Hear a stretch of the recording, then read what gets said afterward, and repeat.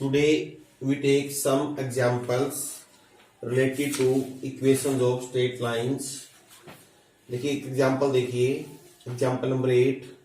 Find the equation of line passing through -4 3. Straight line की equation लिखिए जो -4 3 से पास करे.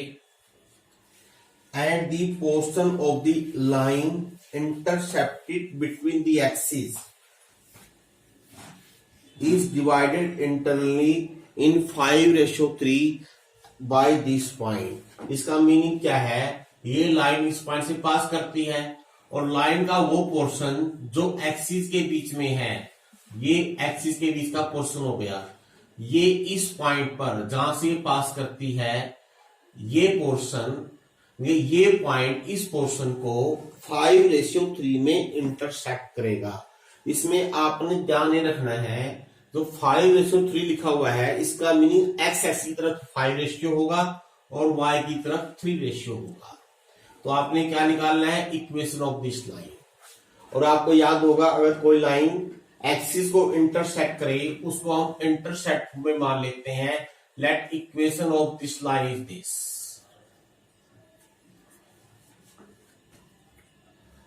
Now this means what is a point हो जाएगा A0, बी पॉइंट हो जाएगा 0B. अब जो -4 3 है ए बी को 5:3 में काटता है. अगर ये हम पॉइंट P मान लें तो P पॉइंट को रेशियो के हिसाब से कैसे निकालेंगे? 5 × 0 + 3 × A, 5 + 3 8, 5 × B, 3 × 0 5 + 8. लेकिन ये पॉइंट ऑलरेडी गिवन है, इसका मीनिंग 3A/8 की वैल्यू हो जाएगी -4. यहां से A का मान निकाल लीजिए, दैट कम्स आउट टू -32/3. और 5B/8 की वैल्यू हो जाएगी 3 और B की वैल्यू हो जाएगी 24/5. अब ये A और B दोनों यहां रख दीजिए, आपके पास आंसर आ जाएगा. और देखते हैं कोई अलग से क्वेश्चन. एक एग्जाम्पल देखिए. Show that locus of the midpoint of distance between the axis of the variable line, यानी कि एक इक्वेशन ऑफ लाइन ये दे रखी है x cos alpha plus y sin alpha बराबर p. ये किसी लाइन की इक्वेशन है. अब क्वेश्चन ये है इस लाइन की मिड पॉइंट का लोकस निकालना है एक्सिस के बीच में. मान लीजिए लाइन एक्सिस को ए और बी पॉइंट पर इंटरसेक्ट करती है. आपने क्या निकालना है? ए बी के मिड पॉइंट का लोकस. लोकस का मीनिंग क्या होता है पहले वो समझ लीजिए. अब देखिए, अब ये तो है नहीं सिर्फ एक ही लाइन होगी. अल्फा और पी क्या है? वेरिएबल है. अल्फा और पी की डिफरेंट वैल्यूज लेंगे तो ये डिफरेंट लाइन आएगी. बहुत सारी हो सकती है, इनफाइनाइट मेनी लाइंस इधर भी हो सकती है. लोकस का मीनिंग होता है अगर हम इन सभी लाइनों के मिड पॉइंट को ले लें और आपस में मिला दें, उसको मिलाने जो कर्व बनेगी उसको लोकस बोलते हैं. अब लोकस निकालते कैसे हैं? जिस भी पॉइंट का लोकस निकालना हो उस पॉइंट को आप आर्बिट्रेरी मान लीजिए. Let this point is XY. इसका मीनिंग इस x और y में जो इक्वेशन आएगी, ये तो है ही है, इसके अलावा जो नई इक्वेशन बनेगी वही लोकस कहलाएगा. अब गिवन क्या है? XY is the mid point of A and B. हम पहले क्या करेंगे? A पॉइंट निकाल लेते हैं. A पॉइंट क्या आएगा? Intersection of this line with X axis. अब ये लाइन X एक्सिस को कब काटेगी? जब Y का मान 0 होगा. अगर इसमें Y का मान रख दें 0, X की वैल्यू क्या आएगी? X की वैल्यू आ जाएगी P/cos अल्फा एंड Y 0 ही होगा. क्यों? X एक्सिस के ऊपर है. ऐसे B पॉइंट क्या है? Intersection with Y axis. Y axis पे पॉइंट कैसे आएगा? जब X 0 होगा. जब X का मान 0 होगा तो Y की जो वैल्यू आएगी यहां से क्या आएगी? Py sin alpha. अब गिवन आपने क्या निकालना है? इस X Y के बीच में इक्वेशन. तो हम क्या करेंगे? जो भी कंडीशन है, कंडीशन क्या है? P is the mid point of AB. जिसका meaning X will be 0 plus P/cos alpha by 2. ऐसे ही y क्या हो जाएगा? P sin alpha +0/2. क्या करेंगे? यहां से अल्फा को एलिमिनेट कर दीजिए। अब क्योंकि हमारे पास यहां से directly cos alpha sine alpha की वैल्यू आ सकती है और साइन अल्फा कोस अल्फा में होती है आइडेंटिटी, तो अगर हम कोस अल्फा का मान निकाल लेते हैं, कोस अल्फा का मान आएगा 2x/p, साइन अल्फा की वैल्यू आएगी 2y/p। Now scaling and adding, तो 4x² plus 4y² is equal to 1. That is the answer. That is required locus of the point. तो देखते हैं कोई अलग से क्वेश्चन होगा, सिर्फ उन्हीं को डिस्कस करेंगे हम, सभी एग्जाम्पल लेने की बजाय डिफरेंट टाइप से क्वेश्चन स्टडी करेंगे।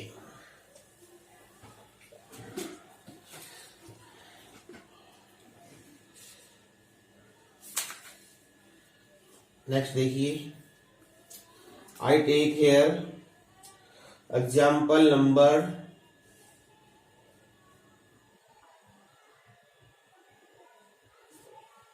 16, नहीं 16 आंसर है, 17 देखिए।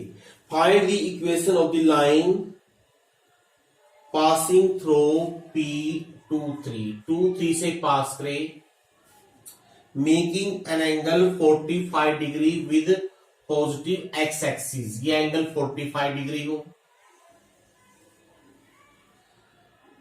And determine the length intercepted on it between the point P and the line x plus y plus 1 is equal to 0। Sir उसकी बाद में बात करेंगे।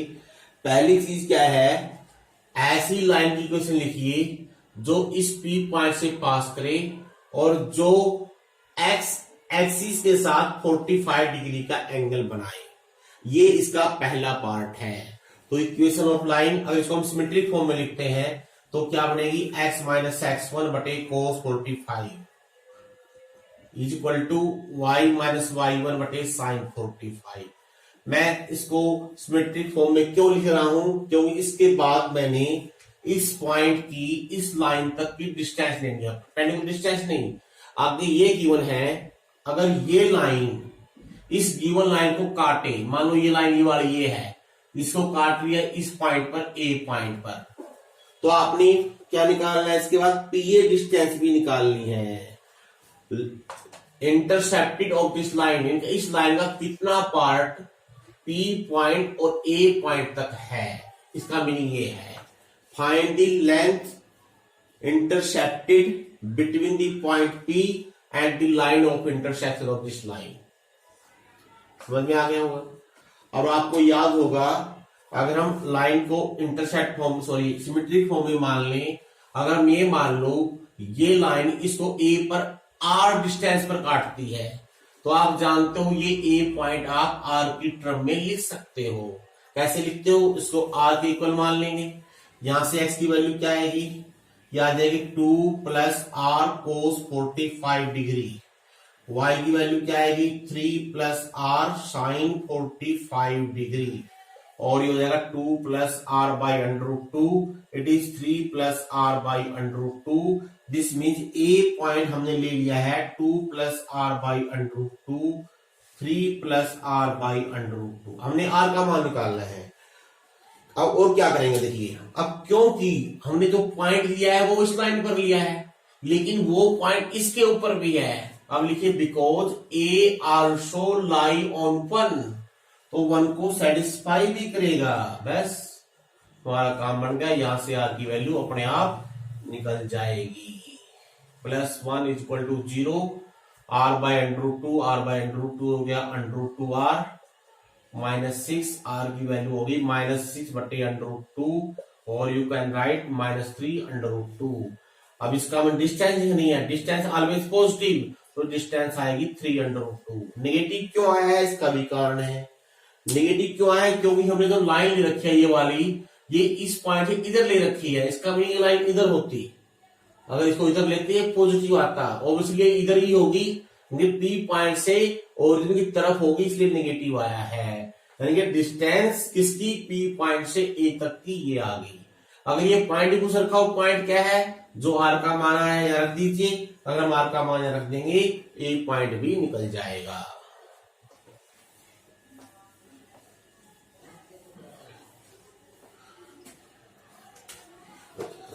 Example number 18, find the distance, इसमें भी डिस्टेंस लिखनी है, from this point, from the line, इस पॉइंट की इस लाइन तक की डिस्टेंस लिखनी है, लाइन की इक्वेशन है ये।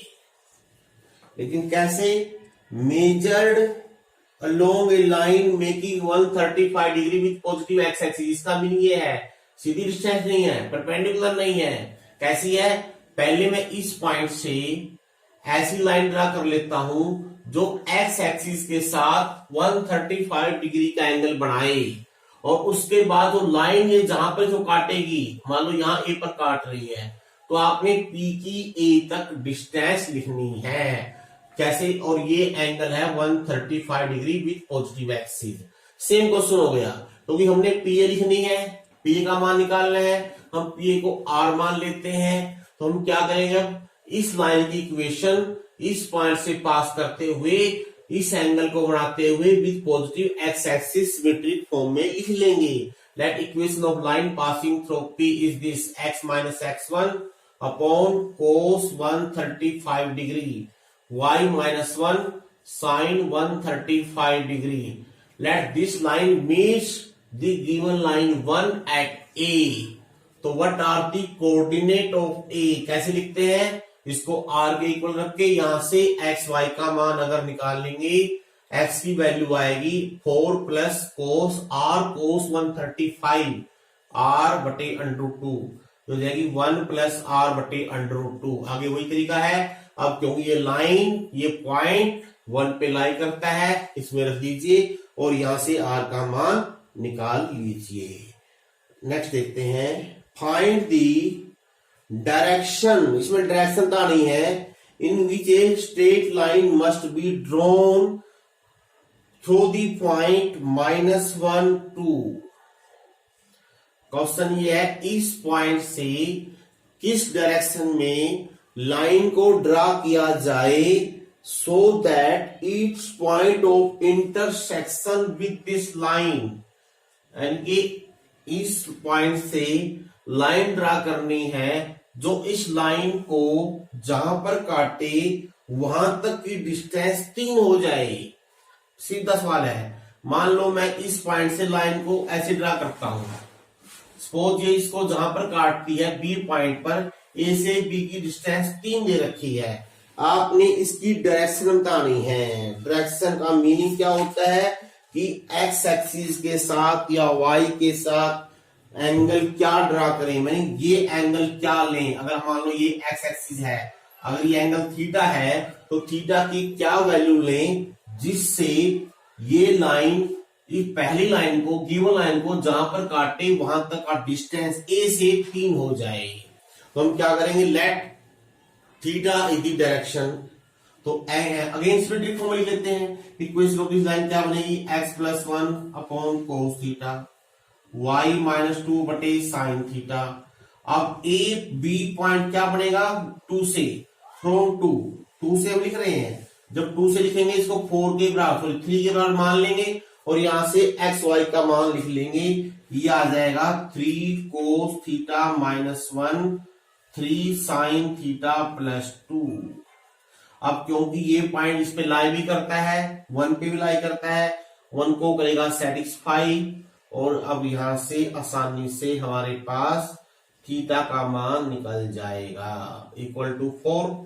तो क्या बच गया, 3 cos theta plus 3 sine theta, इधर हो जाएगा 5। अब ये sine theta plus cos theta में इक्वेशन है, इसको हम सोल्व कर लेते हैं। सोल्व करने के बहुत सारे तरीके हैं।